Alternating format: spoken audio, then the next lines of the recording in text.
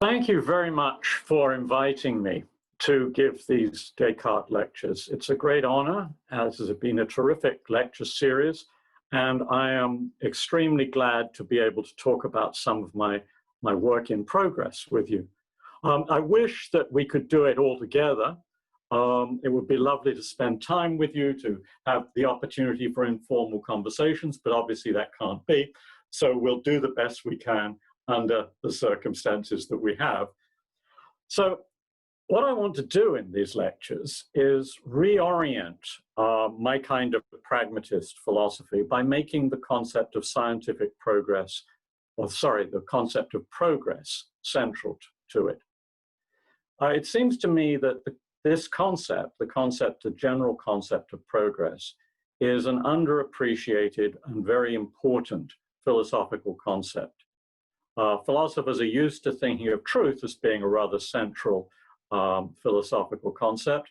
My view is that truth is what you get in the way of belief when you make progress. So I'm really trying to reorient philosophy around the general notion of progress. And I want to start today by talking about the most obvious case, the case that most people who accept that people sometimes make progress would say is the obvious instance, namely scientific progress. So let's begin in earnest. I'm going to talk about a concept of progress I'll call pragmatic progress. This concept is non-teleological. That means that we don't make progress by getting closer to a goal, but rather by solving problems. We move away from difficulties, we overcome limits. There's no fixed final goal towards which we're headed. Now, just as somebody who has a teleological concept of progress will have to say what the goal is, I also have a similar difficulty to face up to, namely to give a clear and convincing account of what would count as a problem and as a solution. This way has been charted before me by Thomas Kuhn and Larry Loudon in the case of science, but as you'll see, my approach is somewhat different from theirs in that they were mainly talking about problems internal to the sciences, where I shall be emphasizing the ways in which problems arise from all sorts of contexts in everyday life. So, how do we determine pragmatic progress? How do we determine what counts as a problem? How do we determine what matters when somebody has overcome a problem? I'm going to start by criticizing rival accounts of scientific progress, teleological accounts. Many people, when asked what scientific progress is, would say, well, science aims at the whole truth about the universe, and we make progress by getting more of that whole truth. But that aim is possibly incoherent. There may be just too many truths for us ever to be able to master. It's surely unrealistic. After all, in this room in which I'm standing at the moment, there are continuum many space-time points throughout the period at which I'll be talking. And there are lots of physical magnitudes that take values at each of those points. And there are all the properties and relations among them and the relations among the sets of them and so on and so forth. So you have a vast array of truths, surely far beyond what is a reasonable aim for any human enterprise. There's a much better version, which is to suggest, and this I think really is what Van Fraassen has in mind when he frames the realist dispute, that what science aims at giving us is a complete account of the fundamental laws, one that will enable derivation of any truth we care about. Van Fraassen would say, of course, that itself is a too ambitious aim, that what we actually are looking for are the truths about the observable phenomena. But this view, in either of its versions, depends on what I think of as the Newtonian ideal. And that was expressed in the preface to Newton's Principia, where he says, He's very proud of the fact that he's, managed gravitation and local motion and quite a lot of other things too. He says, I wish we could derive the rest of the phenomena of nature by the same kind of reasoning from mechanical principles, for I'm induced by many reasons to suspect that they may all depend upon certain forces. And then he goes on. So what's important here is the idea of the whole of the phenomena of the world as somehow fitting within a unified system. It's a wonderful dream, and it's still, of course, a dream that haunts many prominent physicists and a few philosophers still to this day, but there are well-known difficulties. Some of them come from the fact that there are all sorts of phenomena that don't seem to be generatable from the fundamental principles of physics. Special sciences often don't seem to reduce to allegedly more fundamental sciences. You can't get genetics out of biochemistry. I'll call that vertical failure. And then there's what I'll call horizontal failure. This is the kind of thing that's emphasized by people like Nancy Cartwright and John Dupre, that many sciences have to manage without strict regularities. Instead, they offer models, even sets of overlapping and partially conflicting models. And that is especially evident, for example, in the case of climate change. Science doesn't look like the unified Newtonian system anymore.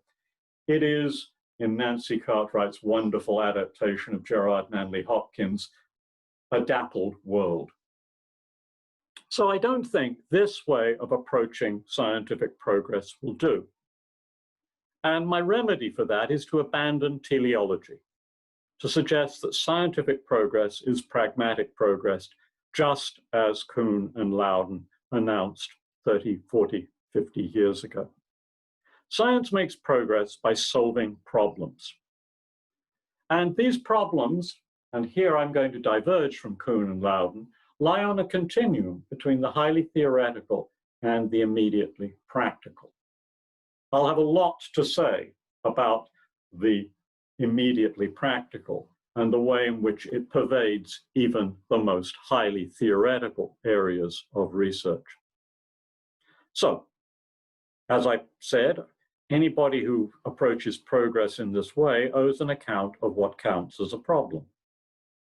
I'll begin by suggesting, following Dewey, that it's actually situations that are problematic. Circumstances in which people find themselves. And sometimes you can be in such a situation, you can recognize it's problematic, but not know exactly what the problem is. I mean, many of us throughout our lives face that kind of thing in medical contexts. Something is clearly wrong, but we don't know what it is. And out of those situations, a clever diagnostician can identify a significant question, a question that needs to be posed and answered. And typically in thinking about scientific progress, we look at a field and we assume that the researchers in that field have already identified what's problematic and they've been able to arrive at significant questions. So we trust our scientific colleagues. And so when we say to them, well, have you been making progress recently? And they say yes, and we ask them what they've done, they say, well, we've found the answer to this. We've now discovered how dark matter works in a particular way, or how this molecule binds to its target, or something like that. And we take it for granted that that's a significant achievement, something that's worth doing. And if we get skeptical, then we might ask them for a little bit more detail, and they would eventually trace back to something that they would expect us to admit was an obvious, important question. So that's the way we normally proceed. We normally trust scientists, but I don't think they have the last word. So let me pose a particular question. Did genetics make progress between 1900 and 1925? Initially, one's inclined to say, oh, of course, in 1900, 3 people rediscovered Mendel's laws. Shortly after that, they discovered the relationship between genes and chromosomes. They discovered phenomena like crossing over and recombination. They learned how to make genetic maps. They learned how to make mutants. They investigated model organisms like fruit flies and yeast. And they knew an awful lot in 1925 that they hadn't known in 1900. And it was worth knowing too. But the story is more complicated than that, because between 1900 and 1925, because of interest, of course, in doing human genetics, genetics had become embroiled in the felt decline, or not only of the West, but of civilization as a whole. The eugenics movement had suggested that we were going downhill rapidly. And in 1910, the Eugenics Record Office was set up in what is now Cold Spring Harbor Laboratories. And it devoted itself not only to rather whimsical things like finding the gene for thalassophila, a condition that makes young boys in their teens run away to sea, but also to finding genes for things like feeble-mindedness and criminality and social deviance and all the rest of it. And all of that translated into policies that caused an immense amount of harm to a large number of people. Forced sterilizations, and tragically, as fascism rose in Europe, a refusal to give sanctuary to people from particular races believed to carry a tremendous load of mutations. So I think the verdict has to be mixed. Yes, there was a lot of good stuff happening, but on the other hand, a lot of things, including the problems that were posed, were genuinely socially harmful. So there are problems about problems.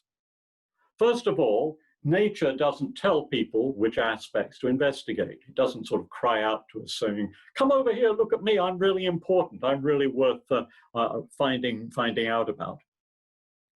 Individuals and groups decide what's significant and important. And I want to say in general that a situation is problematic for an individual or for a group, just in case the achievement of some legitimate end for that individual or group is blocked. Now, the word legitimate is important here, because as we've just seen in the case of genetics and eugenics, communities can set themselves targets. They can say, I want to answer this particular question, and it can be a bad question. It can be a question that does a vast amount of harm. So I want to say that in scientific progress, values inevitably enter. Trying to liberate a goal to open the way to achieving something is only justified if the goal is legitimate. And, of course, if the goal is important enough to warrant attempts at liberation. There are only so many things that we can investigate, only so many things we can do.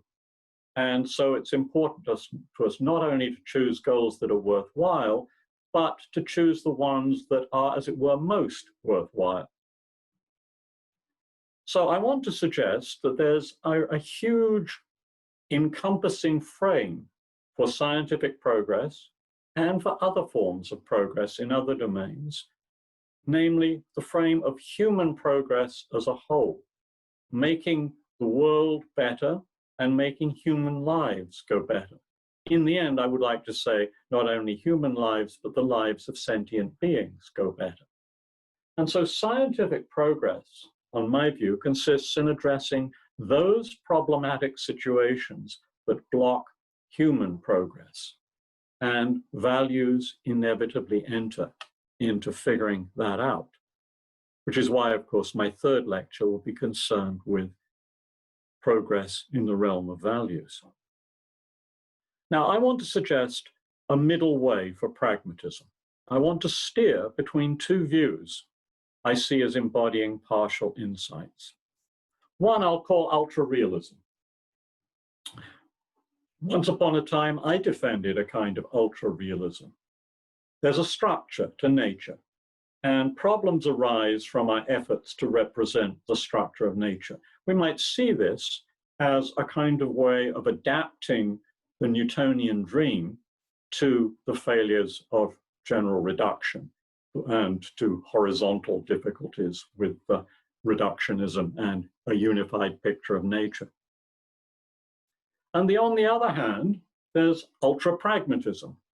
Ultra-pragmatism, I think, inspired by Rorty's Philosophy and the Mirror of Nature, a terrific book, but one that has to be treated, I think, with a little caution.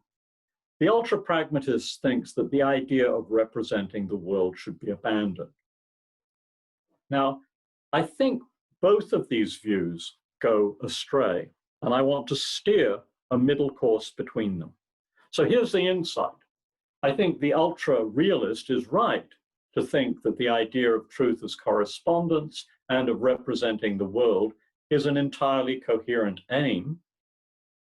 And what's right about the ultra-pragmatist is to recognize that problems arise from our efforts to intervene in the world, and that they are framed, as I've already suggested, by a much broader social and human context. But here are the oversights. The ultra-realist thinks of this organization as something entirely independent of us and of our responses to the world. I diagnose the mistake here by thinking that the term world, as it's so often used in philosophy, is ambiguous. There is indeed something independent of human effort, something that resists us and resists our attempts at pursuing our goals. But the world in which we live, the world of experience, the world we normally talk about, that has bookcases and books in it, that has tennis matches in it, that has COVID viruses in it, that has conferences in it. That world is thoroughly organized, and it's organized by us. And here I build on what I take to be an insight of William James in the most famous chapter probably in his Principles of Psychology, where he talks about the stream of thought. He suggests that different species of organisms will pattern the world in different ways. He gives this extremely difficult and delicate analogy of the mind working on the data as a sculptor works on his block of stone. But the crucial point for my purposes here is his recognition of the idea that we live in a world which is the human world, the human organized world. And ants, cuttlefish, crabs, and other forms of highly intelligent life, if there were any, or if there are any, might organize it very differently. And that's the world in which we live, and that's the world we talk about. So when I think of truth as correspondence, I think of the correspondence relation as connecting elements of representations and parts of the world of experience, the Lebenswelt. And I think of language and the Lebenswelt as co-evolving. Here again, I'm echoing themes in Kuhn, rather notorious themes in Kuhn, about the ways in which the world might change. I think the world of experience, the world in which we live, does change. And the truths at which we aim when we aim at truths are sentences in a language suited to our final purposes. So, to achieve a true description of reality is to arrive at part of a language apt for long-run usage in which the referential relations between terms and items in the world of experience satisfy the conditions that Tarski specified. That's my view of one approach to truth. As you'll see, I believe that approach can be integrated with another one that has pragmatist roots. So the search for truth is, I think, for representations corresponding to the Lebenswelt, maybe to the current version of it, or possibly to a progressive modification of it. Both of these are products of past inquiry, growing out of and embedded in attempts to solve practical problems. which are counted as significant in light of evolving values. Look at what a tangle that is. There's a correspondence element. There's the idea of language itself, the language that we use to describe the world itself as evolving, and the organization of the world evolving with it. And that this happens out of past inquiry as we respond to problems, including, and as I'm going to suggest, dominantly practical problems, problems which are themselves assessed by the progressive system through which we evaluate things. It's not in any way a simple picture, but this seems to me to be the accurate way to think about what the human and pre-human search for truth has been. Now, I can easily be accused by making such a big deal about the practical of a kind of vulgar pragmatism. It looks as though I'm slighting the search for pure knowledge or understanding or truth. So somebody might say, do practical problems always have priority? And I want to make some concessions here to get this completely straight. I believe, and many of my critics have, I think, misread me on this, I believe that basic science is valuable. It often leads to wholesale methods for resolving significant problems, and that's demonstrated by the career of human genetics. In the early 20th century, the people who plunged in and tried to tackle the human case immediately ended up making all kinds of mistakes.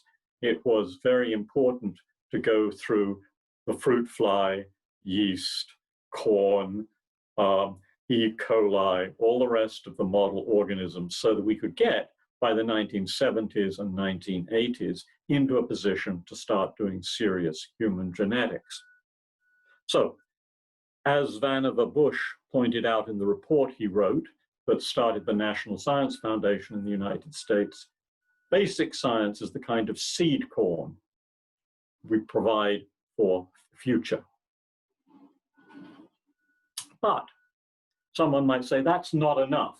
You're still a Philistine. Isn't pure understanding valuable for its own sake? And I would definitely concede that pure understanding brings satisfaction to those who enjoy it. Aristotle, at the end of the Nicomachean Ethics, gives us a really resounding brief for that. But how many Aristotelian contemplators are there in the world? Should their enjoyments take precedence over addressing the urgent needs of the many? I wonder whether we shouldn't sometimes think about disinterested contemplation of the truth along the lines of, appreciation of high avant-garde art. We fund science, as we do, right, and very much more generously than we fund the arts, precisely, I think, because of its practical payoffs.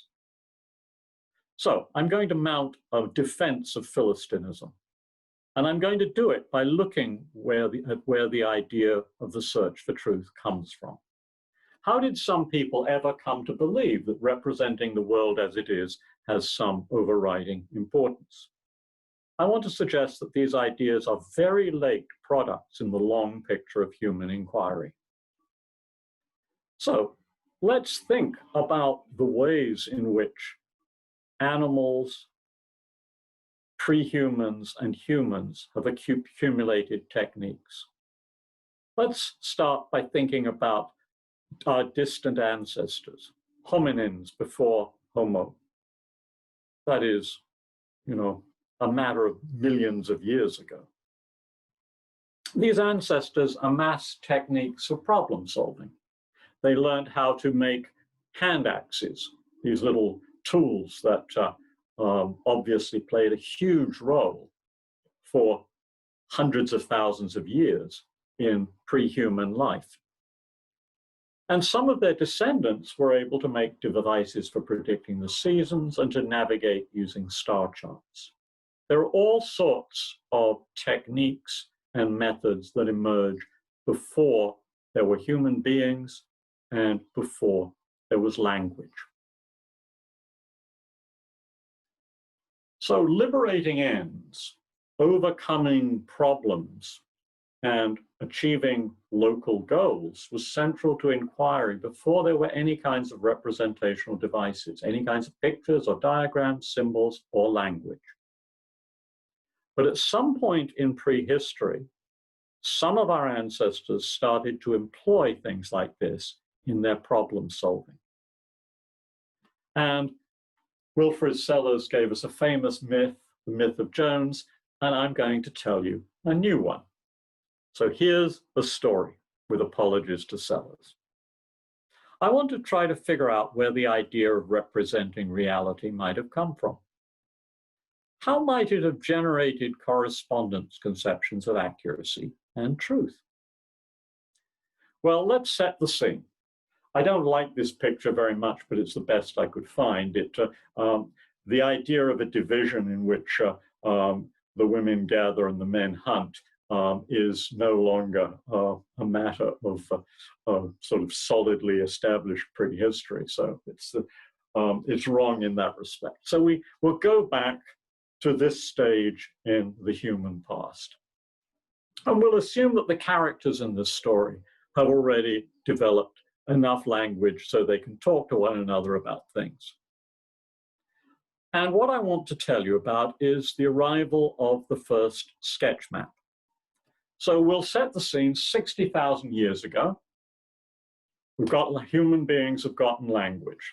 That's beyond, I think, the minimum amount, but it may be far short of the maximum amount. I suspect language happened between 100,000 and 50,000 years ago.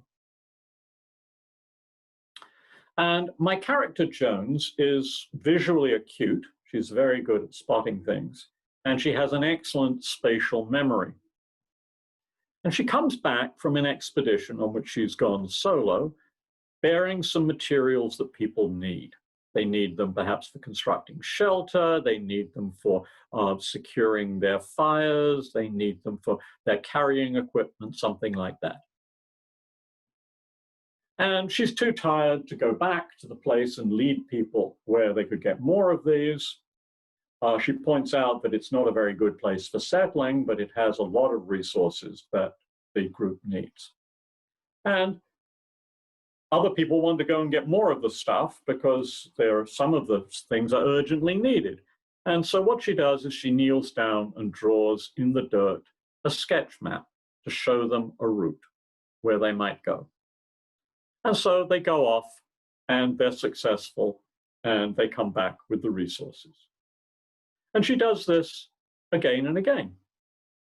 And pretty soon the division of labor kicks in and she's given a special role. She becomes a scout. She goes out and explores the environment and finds useful places to visit and comes back and then constructs little maps that guide people then to go back and get more. All right. But then she gets older. And as she gets older, she gets more tired more easily. She no longer sees so well. And so she starts training other people to do what she can do, to explore, to report, and to draw maps for guiding others. And some of these pupils do pretty well as she does. And they send off people on successful expeditions and others don't. And she keeps stock of what's going on. And she realizes something, that there has to be some sort of correspondence between the map and the environment. That to the extent that the map matches the environment, you're likely to be successful, and if it doesn't, you're likely to be unsuccessful. Accuracy usually brings success, inaccuracy usually brings failure. So Jones has made two advances. The first was the initial sketch map, what I'll call a hybrid representation. It's an external representation that plays a crucial role in performing some practical task. The second advance she's made is the discovery of correspondence truth. The right relations between symbols and the world are crucial for problem-solving success. Okay, good. Out of this comes the idea of disinterested truth-seeking. It emerges from her insight. James says, truth is the expedient in the way of belief in the long run and on the whole, and that seems right. The truth is what leads us to the things that we want to get done. It's true because it works, says James. Jones says it works because it's true. The becauses have slightly different senses in these two sentences, I should admit. And out of this comes the idea that maybe sometimes we want to know things just for themselves. But that idea itself is a product of something that is thoroughly shaped by the enterprise of solving practical problems.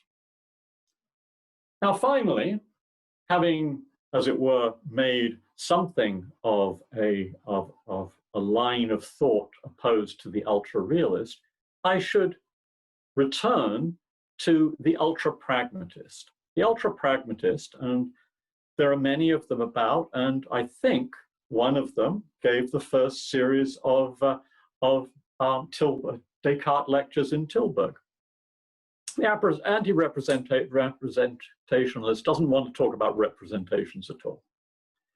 And the obvious answer to that is, well, look, sometimes we do this kind of externally guided activity in which it seems we're relying very directly on representations of the world, as Jones's pupils and trainees do. Now, Wittgenstein, at the beginning of the philosophical investigations, has a wonderful time making fun of this. The famous example of the child who is sent to to get some apples and goes to the shopkeeper with a slip of paper marked 5 red apples, and the shopkeeper does all this silly business with charts and drawers and samples and so forth. Of course, that is utterly unrealistic about the way in which language is ordinarily used. But although we rarely believe in the way Wittgenstein's characters do, we often do so when we're guided in unfamiliar tasks. Cooking. We don't always know how to make a dish, we appeal to the recipe. Gardening, we don't always know how far apart the plants should be put, we appeal to the seed packets. Assembling furniture, how many of us have gotten frustrated by the diagrams that we're given? And navigating, as with maps. And as we acquire skills, we stop relying on these external aids. It becomes consolidated as a kind of disposition or a habit. And it's still representation, I want to say, and that's shown when our usual skillful performances get interrupted. Something changes in the environment, or something halts us in doing what we've been doing fluently for a while, and we now try to summon up features of that external aid that we've previously discarded. So what I want to say is that there's no mirroring of nature as if there were a Cartesian theater in which I'm constantly holding up a map or a recipe or a furniture assembly guide or something like that. But all of these things that we learn and absorb as we acquire skills leave their mark in the skills themselves, so we may properly speak of representation here. So here are my conclusions. First of all, scientific progress is pragmatic, it's problem-solving progress. But what counts as a problem is shaped by our values and ultimately by whether solving that problem would contribute to human progress in the large. Scientific progress grows out of a long history of inquiry in which notions of representation and correspondence truth emerge from our problem solving. And so I want to say the search for truth isn't this disembodied thing that one might think of after reading Aristotle. Rather, it's thoroughly permeated by those practical and value theoretic factors which have actually shaped the world in which we live, the world we talk about, and the world we seek to know about. Thank you very much.